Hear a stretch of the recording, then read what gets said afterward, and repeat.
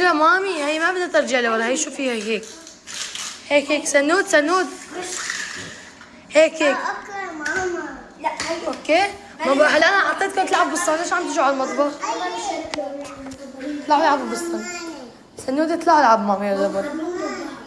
انا هسه ماما كلهم سيارات بس كلهم بيمشوا، المهم تمشي.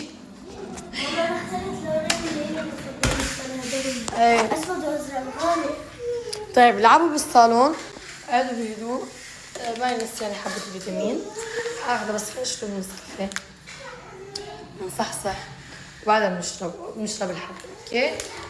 امبارحة ما قدرت اشرب الفيتامين سي، ما حسنت. شربت هيك بلعتين بس ما حسنت عن جد. امبارحة والله كثير تعبنا، فايقة انا مكسرة والله. فنمنا طب بعد ما اكلنا نمنا طب نظاميا. فاليوم بدنا نشوف شو بدنا نعمل، وبدنا نروح وبدنا نجي.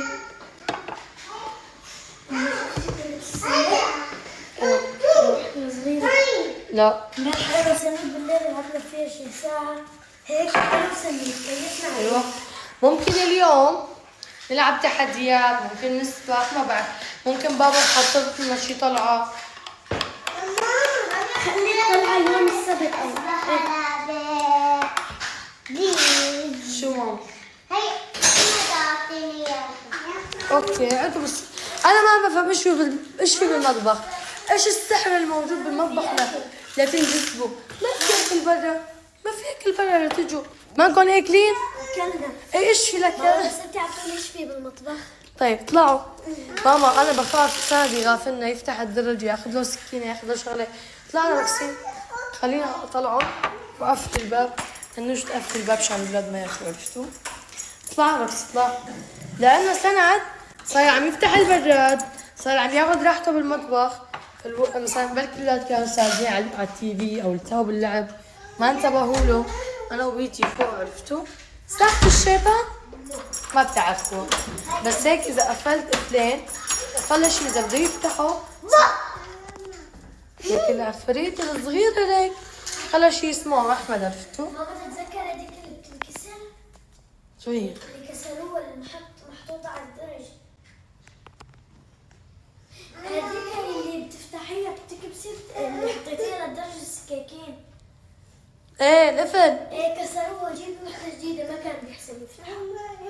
والله بدي اجيب كذا شيء، حتى للبراد لازم اجيب. بعد سنة صاير عم يفتح البراد الصغيرة الازاز هيك تبعت المشروبات، وعم يفتح البراد كامل يعني. قومي تعربش لي عشيرة لا سمح الله لا كذا. ما شاء الله هذا ببلش يكتشف اكثر واكثر. فتعوا هلا بس نتجهز شوي هيك، نضبط الحواجب، نضبط هيك شوي مسكرة عسكرة، وبعدها نجيب الطلبية ونفتحها. كثير متحمسة. أحلى شي بيتي مثلي، حتى لو الطلبية مو لإلي خلاص. المهم إنه راحة نفسية، عرفتوا؟ قلت لا بتشوفي شو جبت. ها رواق. نشرب هيك نسكافيه لحتى نصحصح.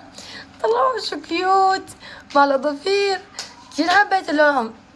هلا يا بيت صارت تفهم علي. اشغل كل الاناره بس وقت التصوير، وقت التصوير بشغل كل الضيف عشان يكون هيك تصوير حلو، عرفتوا؟